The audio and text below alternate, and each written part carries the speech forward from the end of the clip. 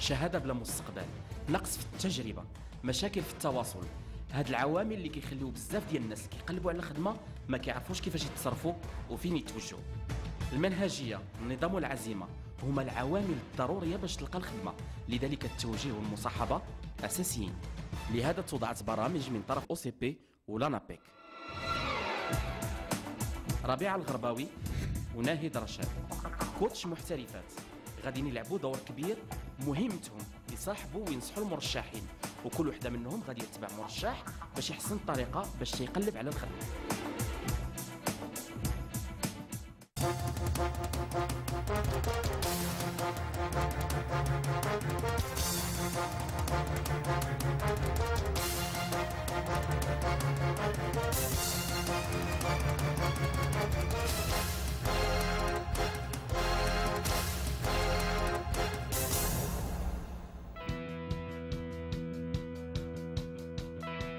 احنا اليوم في مدينة الدار البيضاء، هنا في العاصمة الاقتصادية فين زاد وتربى محمد أمين. في سن 22 سنة هاد الشاب مستعد اليوم لولوج عالم الشغل. الخدمة اللي كنقلب عليها يعني ما كرهتش نكون كوميرسيال، ان اجون كوميرسيال دو تيران. يعني ما كنفضلش نبقى جالس في ان بيرو، يعني ما بغيت نكون دو تيران، رونكونتري لي كليون، تو سكي كوميرسيال ماركتينغ. وباش ينال المراد ديالو محمد أمين بدا رحلة البحث عن العمل، لكن بطريقة خجولة.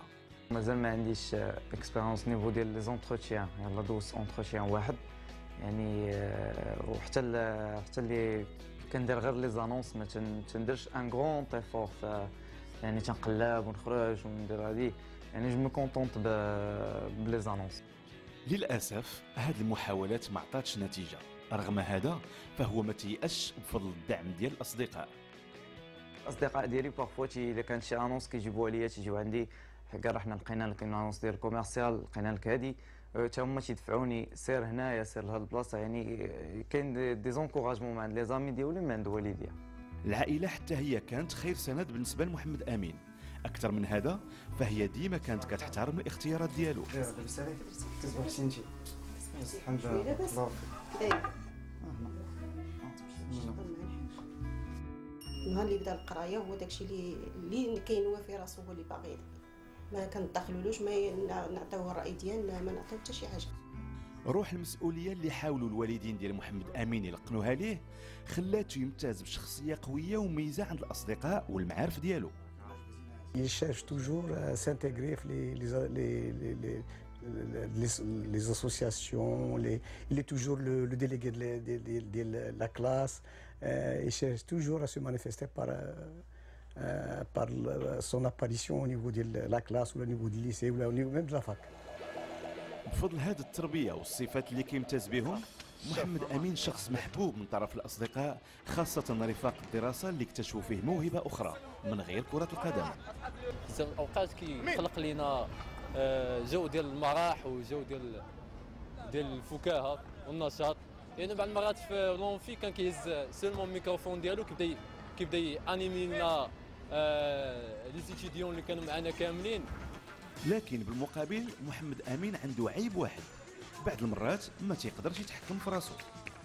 امين نقدر نقول لك يستنيرف دي فوا، قليل بزاف، ولكن كون تيستنيرف خاصك تجبدو كيكعاش شي مرات. عام تقريبا من بعد حصوله على الدبلوم، واش محمد امين قادر يحط استراتيجيه ناجحه باش يلقى خدمه؟ واش غادي يكون عنده امكانيات باش يحصل على مباراة شغل ويقنع الشركات؟ محمد امين تيشوف الكوتشين اللي اقترحته عليه ربيعه بحال امل جديد غادي يرافقه في خطواته الاولى باش يقلب على خدمه.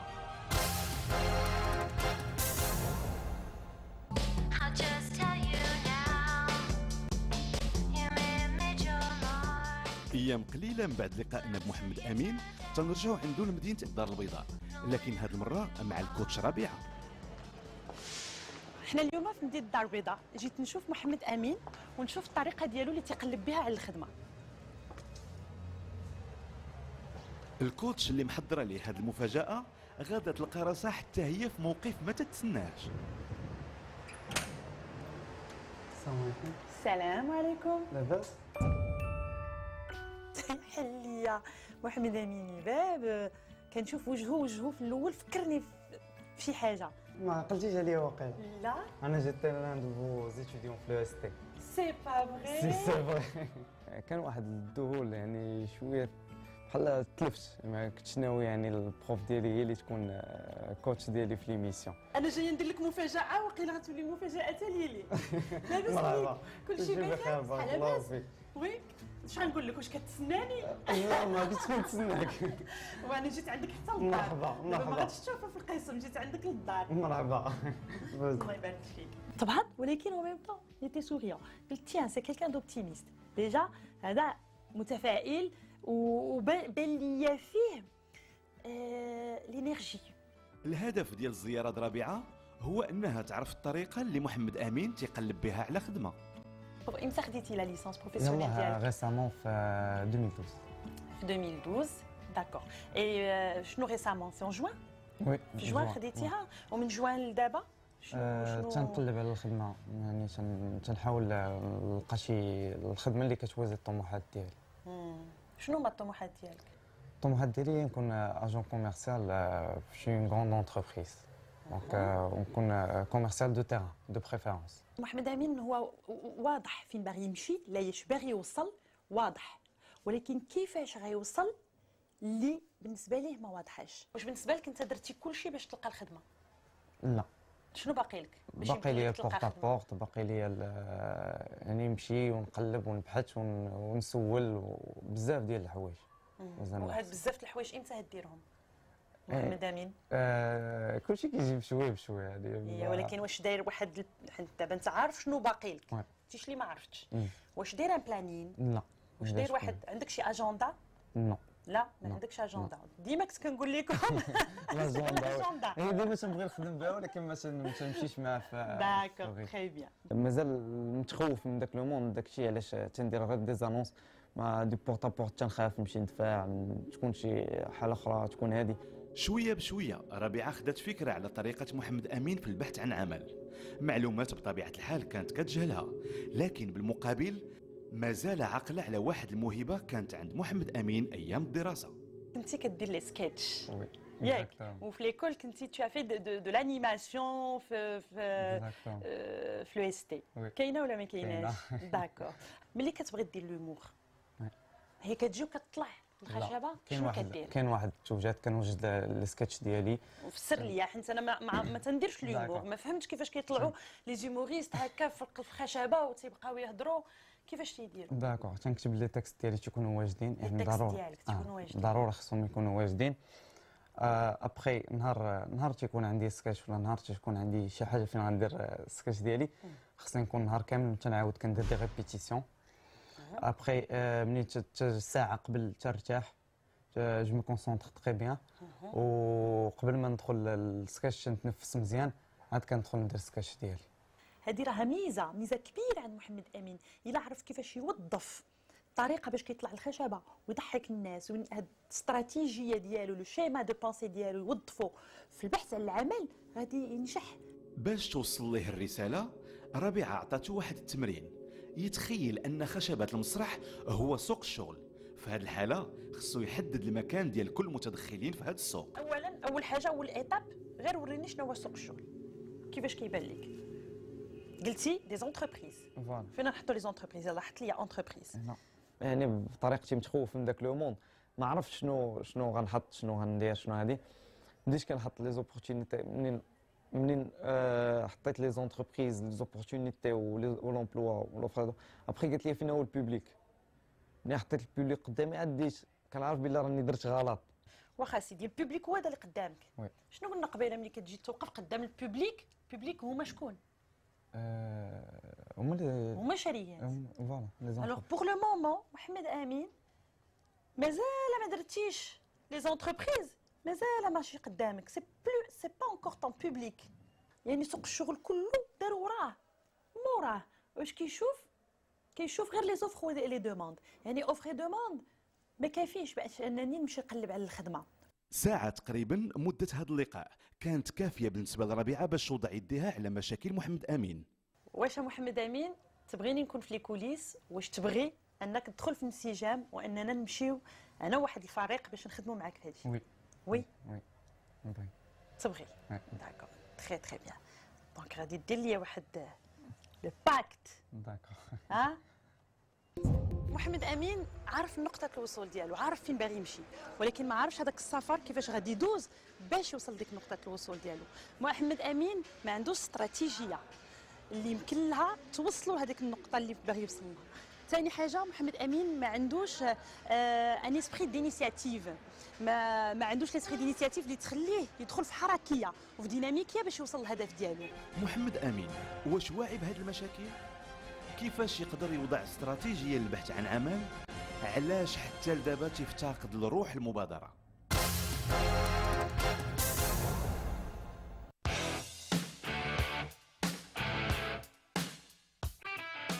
4 أيام من بعد اللقاء الأول محمد أمين كيتلقى دعوة من عند ربيعة باش يتلاقى بها في وسط مدينة الدار البيضاء. ربيعة اللي محضرة ليه مفاجأة. بارك الله فيك. كل شيء بخير. كل شيء بخير الحمد لله. تفضل. الخطوة الأولى اليوم هي أننا عندنا ان اونتروتيان.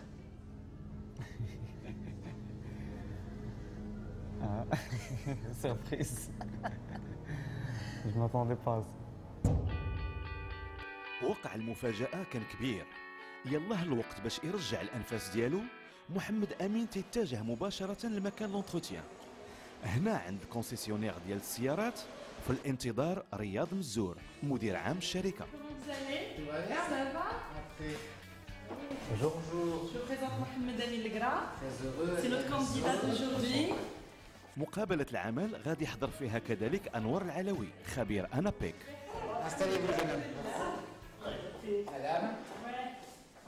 On est là aujourd'hui pour discuter ensemble d'une éventuelle collaboration. Et vous allez nous parler un peu de vous. D'abord de manière un peu personnelle, ce qui vous motive dans la vie, votre parcours personnel. Puis après votre parcours académique et professionnel. À vous la parole. Donc voilà, je m'appelle Legras Mohamed Amin, titulaire d'une licence professionnelle en technico-commercial à la faculté des sciences juridiques, économiques et sociales Mohammedia. Aussi titulaire d'un diplôme universitaire de technologie à l'École supérieure de technologie de Casablanca. Donc, oui, oui. Donc personnellement, donc, je suis motivé à travailler et tout. Premièrement, donc, j'ai fait des petites expériences de stage. Ce stage m'a permis d'observer, de connaître le monde professionnel, mais aussi de mieux voir le processus de l'entreprise, comment ça marche. Mohamed Amin, ملي بدنا l'entretien شفناه sur 2 phases. في la première phase شفنا داك le jeune اللي دخل un entretien pour la première fois, il essaie de le meubler. بدا كيهضر على قرايته وعلى التجارب اللي دارها ونسى ما يهضر على راسو. Vous m'avez beaucoup parlé de votre parcours académique, de vos stages, mais qui êtes-vous? Qu'est-ce que vous voulez faire dans la vie? Qu'est-ce qui vous motive? Donc mon objectif, c'est je veux être un commercial de terrain. Sortir, voir les clients, leur parler, leur fidéliser, connaître leurs besoins, mais aussi de créer des relations avec les clients. Je ne parle pas de relations personnelles, mais juste de relations à niveau professionnel. Donc voilà. Aussi, donc, pourquoi je suis motivé par le commercial? Je peux dire que c'est un don du ciel. غيبين لنا على انه عنده مواهب واحده اخرى اللي كيظن على انه غادي تساعده باش يكون ان بون كوميرسيال. J'ai fait des sketchs au niveau de l'école supérieure de technologie dans plusieurs soirées artistiques, même culturelles. Aussi, j'ai animé plusieurs soirées, à savoir le STCBJ aussi, les Jeux sans frontières de l'école supérieure de technologie. Vous êtes un artiste? Plus ou moins. Mais quelle est la relation entre l'artiste et le commercial? Il y a une grande relation entre les deux. Donc, parce que je n'arrive pas à saisir. D'accord. Premièrement, le comédien doit être près du public. Donc, pour que le public comprend et rit de ce que vous dites, il doit être plus proche de vous. Donc, c'est la même chose pour le commercial. il a des talents de créatif, des talents de communicant. Et je pense que ces talents-là, il pourrait les utiliser dans d'autres voies aussi. تدريجيا المشغلين فطنوا للميولات الحقيقيه لمحمد امين واللي هي بعيده تماما عن المجال التجاري، وباش يتيقنوا عطاه واحد التمرين، الهدف يمتحنوا القدرات ديالو كوكيل تجاري. Si vous avez un don, rendez-moi ce stylo. Qu'attendez-vous de ce stylo? Qu'il écrive. J'ai pas besoin de stylo finalement. Vous n'avez pas besoin de stylo? Pourquoi ça? Je ne vais pas vous répondre, j'ai pas besoin de stylo, j'ai pas besoin de stylo. Pourquoi Si je vous dis que ce stylo vous convient très bien avec le poste que vous avez comme directeur. Oui. Je vous explique. Laissez-moi la chance de vous expliquer. Avec plaisir. Quand on est passé de la langue française d'Adija, c'était plus percutant. هذا الستيلو هذا كما كتشوف معايا ها هو هذا ما يوسخش لك يدك حتى في الكتابه كما كتشوف معك الجبهه هذه كتحط يدك كتبقى مرتاح ماشي بحال السيلوات العاديين. زيد مازال يعني ملي كتحط يدك كتلقى واحد السهوله ملي كتحل هذه بحال هكا كتلقى هذا راس رقيق. مازال خصو يراجع شي شويه، مازال خصو يرجع لي زاكي تيوريك ديالو بوغ رافريشير ان بو لا ميموار ديالو. في هذا التمرين محمد امين ما قنعش 100%، لهذا المشغلين غادي نعطيوه فرصه ثانيه باش يشوفوا رد الفعل ديالو من خلال الاجابه على اسئله محرجه. Personnellement, je vois que les capacités sont effectivement là.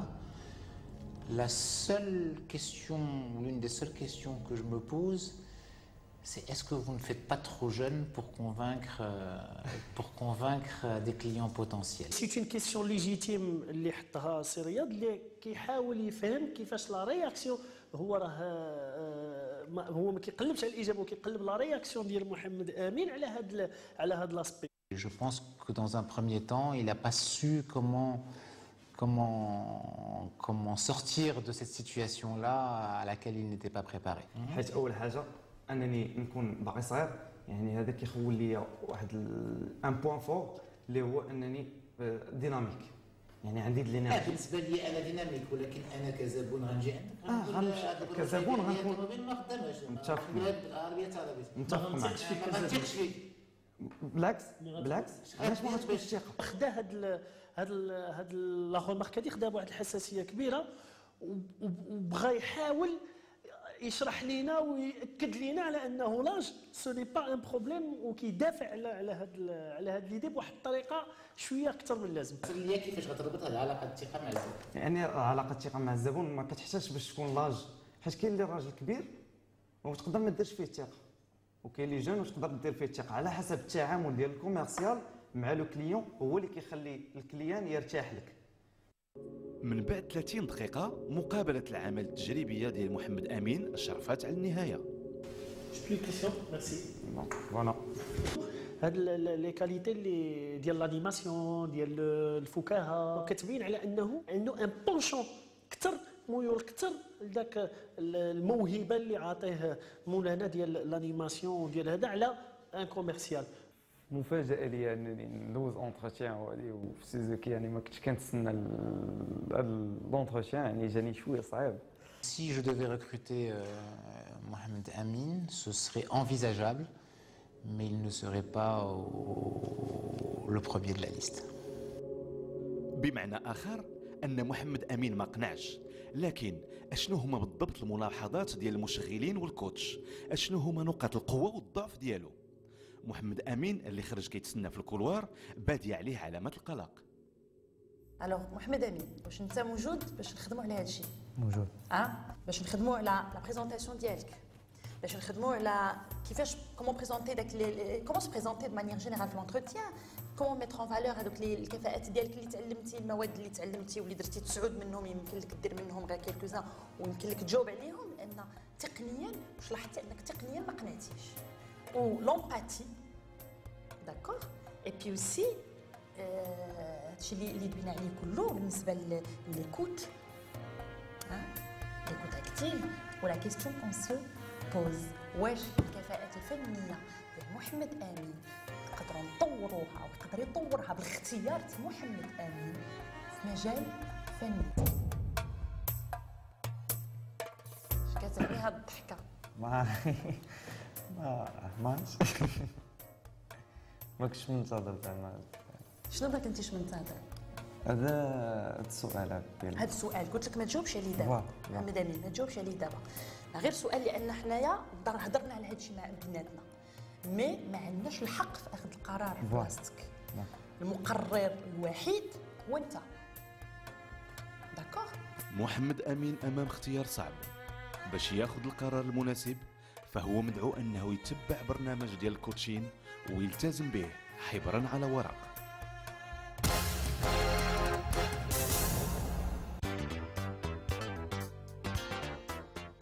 بعد يوم مليء بالمفاجآت والمواقف الصعبة، محمد امين تيحاول يبعد شويه على الضغط، راحتو تلقاها في الحي ديالو. كما الشباب في نفس السن، محمد امين كيعطي اهميه كبيره للمظهر ديالو، لهذا زياره الحلاق كل شهر تيبقى موعد قار.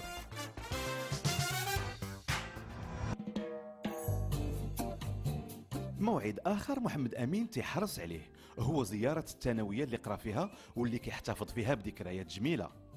بمساعده بعض الاصدقاء، محمد امين كيتكلف هنا بالعديد من الانشطه لصالح التلاميذ. كما كتعرفوا المشاكل ديال التلاميذ اللي يلاه تيكونوا قبل الباك ما عارفينش فين يتوجهوا، عندنا نقص في التوجيه في التدريس يعني عامه، وهذا الشيء اللي كنحاولوا حنايا نقربوا داك التلميذ للعالم الخارجي. انا ديك لاصال دو ياك اييه، وهذيك لي كوليس تما، وغتكون هنا لاسين والبيفات لهيه مع فيك لا كوزين. رغم الصغار ديال السن ديالو انتخبناه ككاتب عام، يعني مركز مهم في المجلس ديال الجمعيه، ولابان من خلاله عن درايه واسعه وبين واحد الحماس ديال الاشتغال. بالاضافه للعمل الجمعوي، محمد امين كشف منذ ايام الدراسه على موهبه كبيره في الفكاهه والتنشيط، موهبه ما عمرو تخلى عليها. المشكل الاخر هو انا عادي ودي الكلمه والسر، اما ان شاء الله غندو اوتوروس في طريق اي مواطن لا، ومشكل غيتحل ويكون الخير ان شاء الله. كتسمع حتى شي حاجه. الفكاهه كانت هي دون عندنا حنا كاملين، ارث عائلي كاملين، فينا الضحك كاملين منا، يعني من الاب ديالي حتى الاخ ديالي حتى ليا انايا. انا اكتشفتها في الثانويه، كنا كنضحكوا مع صحابي وكانوا يشجعوني، قالوا لي عندك موهبه، علاش لا ما تسقلهاش، ما تمشيش، ما تدفاش ما. اليوم فوق خشبه اخرى، محمد امين عليه انه يلعب دور جديد ويبهر متفرجين من نوع اخر اللي هما المشغلين. واش غادي يقدر يكون في مستوى التحدي؟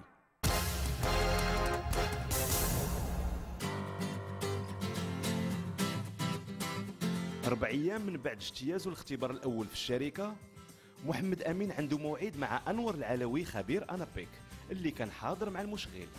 لاباس عليك؟ كلشي بخير؟ في امان الله؟ تفضل. الحمد لله. الهدف من هذا اللقاء هو أنه يدير ليه تكوين في طريقة كتابة السي في. كي كان لي كوميرسيال أول حاجة كيحط لا فوتو ديالو باش كنعرفوه، لأن لي كوميرسيو ضروري المظهر توا يجو ان رول تري امبورطون، ضروري المشغل يشوف هذا. جيتي لنا بلا فورماسيون ياك، ودزتي لنا لي سونتر دانتيغي، سا فو دير انا مشغل كنقرا لو سي في، تو مي اون فالور، كتطلع تخرج هذا البوتونسيال بوكو بلوس كوت شوز. من خلال كتابة السي في، التوجهات ديال المرشح خصها تكون واضحة.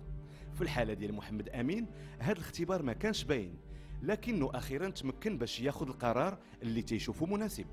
محمد امين لو بوتي كوميرسيال في اون بوتي ستركتور، محمد امين ان غران كرياتور في ان بون بوست في اون غراند اجونس.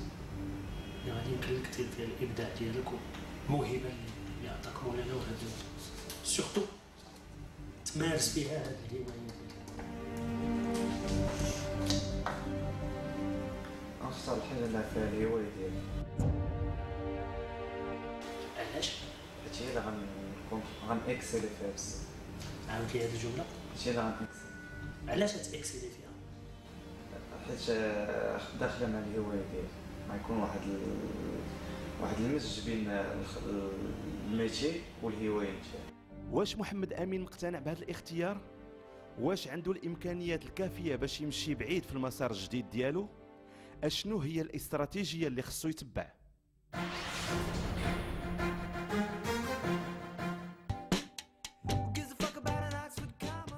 اشنو هي احسن طريقه باش تنجح في مباراه العمل؟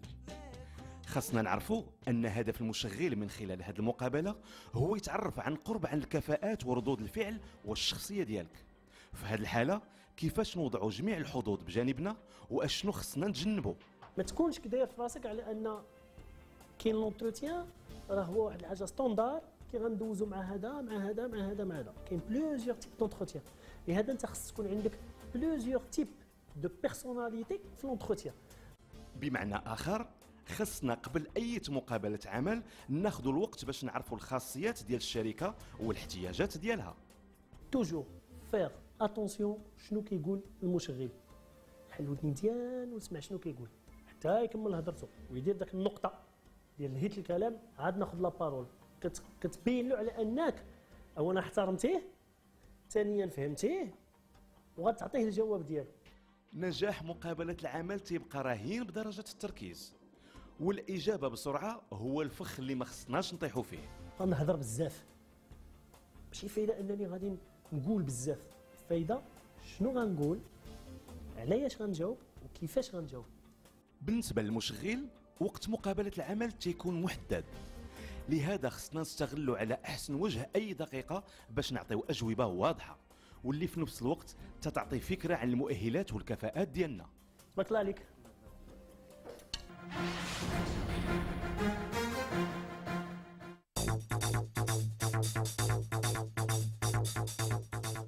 برنامج الكوتشين مستمر.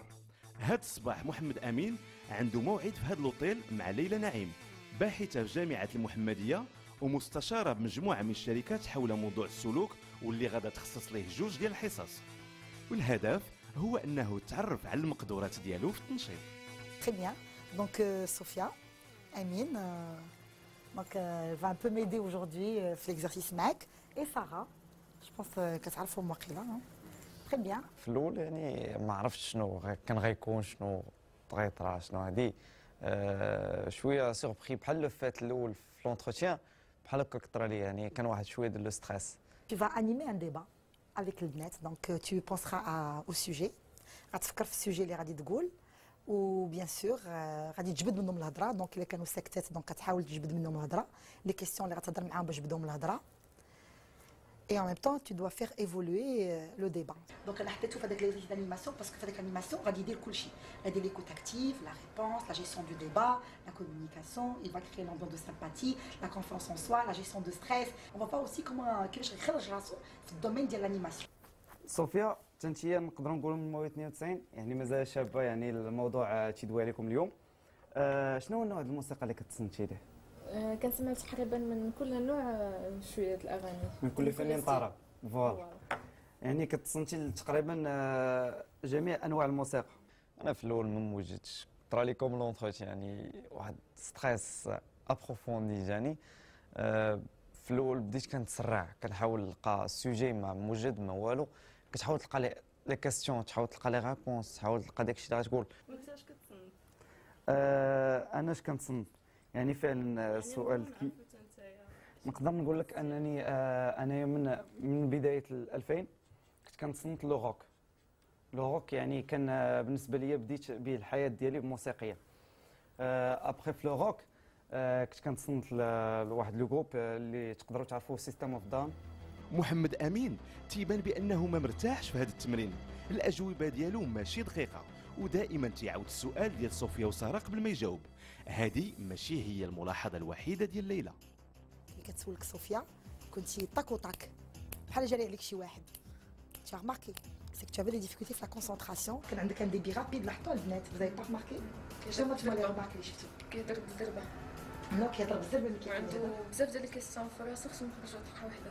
Donc on va refaire un petit exercice, donc un peu la même chose, le débat, et tu vas essayer d'appliquer هادشي à la lettre, et tu me diras شنو هي la différence اللي حسيتي بها. مرحبا بكم اليوم في البرنامج اللي سميتو موسيقى وشباب. اليوم معايا ضيفين اللي هما صوفيا وساره اللي غيدوي معنا شويه على الموسيقى وغيشرحوا لنا يعني المشاكل اللي كيلقاوها الشباب في الاستماع للموسيقى. اول حاجه غنشوفوا مع الانسه صوفيا. مرحبا بك في البرنامج ديالنا. في لا دوزيام فوا يعني حسيت براسي بواحد الراحه، لقيت واحد الراحه اكثر ما كنتش معول على هذا الشيء ترى كامل. حيت انكم كره كتسمع ايرون سميث و سيستم اوف داون ما عندكش سورتو هاد لو جونغ الموسيقى حيت فيه صداع بزاف كيف ما كنحلو. بالنسبه لك انت ما عندكش مشكل مع الدار ولا العائله؟ نقدر نقول لك انني عندي حتى انا مشكل بحالي بحالك، يعني تلقى مشكل حتى انا. والديا تيقولوا لي كتبقى تنباح، كتبقى شي كتصنت ليه شاد الغوات. وانا كنعتبرها بالضحك ولي غو سون انديسكوتابل. نعاود l'exercice était réussi. On a vu que directement ملي بدا كياخذ الوقت باش يفكر ça a impacté la qualité de la conversation. Et on a eu واحد le débat qui était plus riche, plus intéressant et évolutif. من بعد هذا الحصص واش محمد امين مستعد باش يدخل عالم التنشيط؟ واش عنده المؤهلات الكافيه؟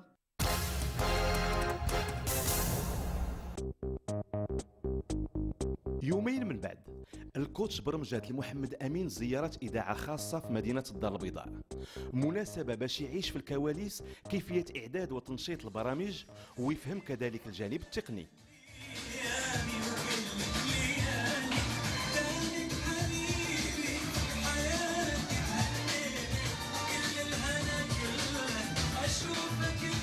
جيت با كونسيدونس مع ليميسيون اللي كتنشطها سناء زعيم ورشيد الادريسي، ودخلت مع لو تكنيسيان وبقيت كنشوف يعني داكشي كيف كومون سا سباس. بلوتو ديفيسيل يعني باش جيري لانيماسيون وتبقى بالك مع لو تكنيسيان وتعطي هذا لا بارول وتعطي هذا.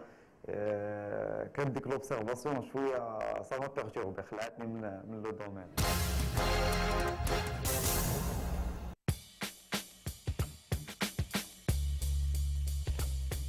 الساعة 6:30 حنا على بعد دقائق قليلة على بث البرنامج المباشر.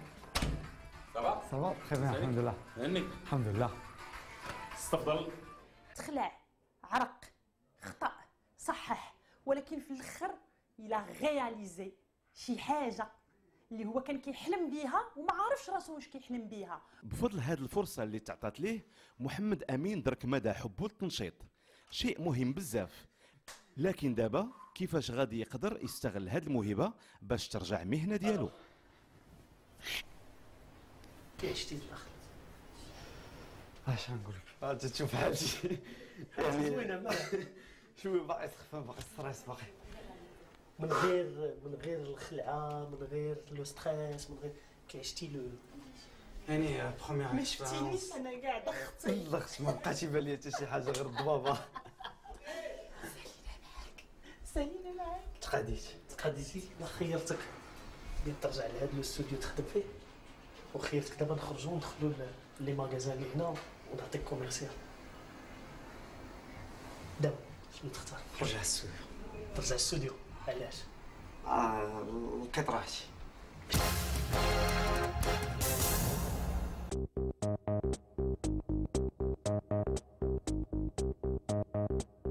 في نفس الأسبوع محمد أمين تيرجع لمقر الإذاعة الخاصة، ولكن هذه المرة باش يدوز مقابلة عمل تجريبية، ماشي لمنصب وكيل تجاري ولكن كمنشط.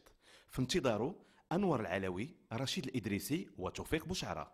منين دخلت انا ومدام ربيع لاصال اللي كيتسناونا فيها الجوري اللي غيدير لي لونتروتيان، ما كانش الخلعه، كاع ديك الخلعه اللي خرجت مني في لا راديو لوطخ فوا بحال عاوناتني باش نجيري داك التخوف اللي عندي وداك لو ستريس. Pourquoi devenir animateur aujourd'hui?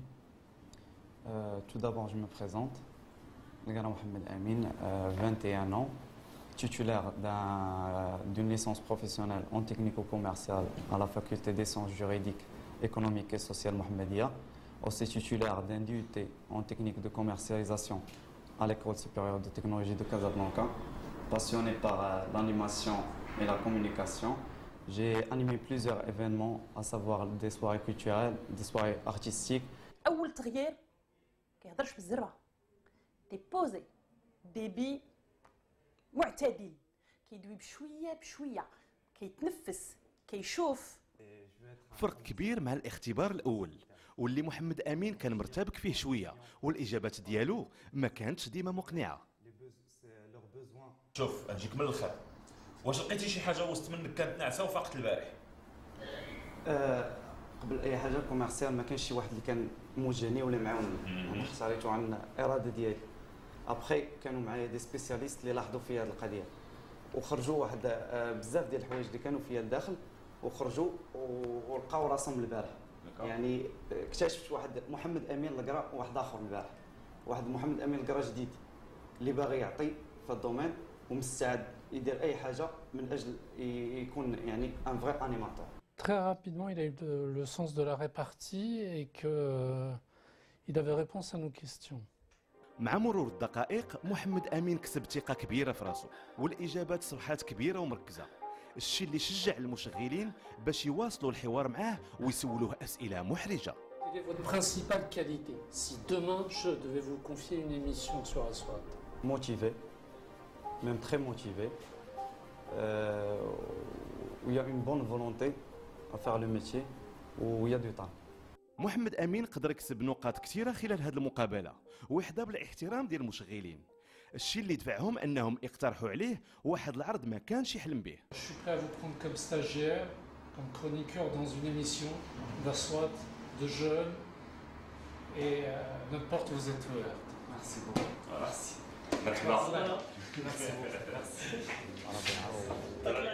محمد امين لقى نفسه ولقى راحته ولقى ذاته واكتشف واحد الشخصيه كانت مغموقه عنده لداخل واللي خرجت تبلورات وخرجت لارض الواقع.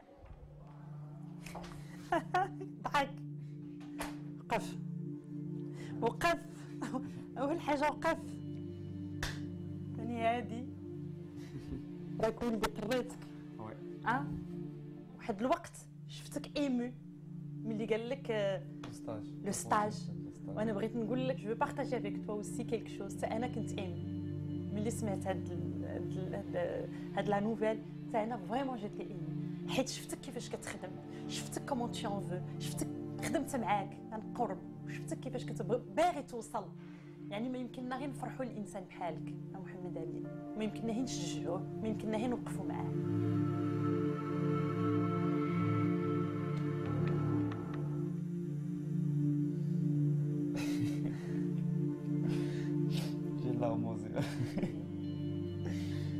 Merci beaucoup.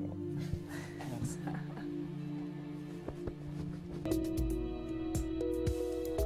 سالاو الامتحانات ديال محمد امين، وفي 10 ايام ادرك ان المهنه اللي كيبغي هي منشط ماشي وكيل تجاري كما كان كيعتقد. تعلم كيفاش يسير نقاش بكل ثقه في النفس وكيفاش يركز اكثر في الاجوبه ديالو. اليوم محمد امين هو شخص اخر وبطموح جديد.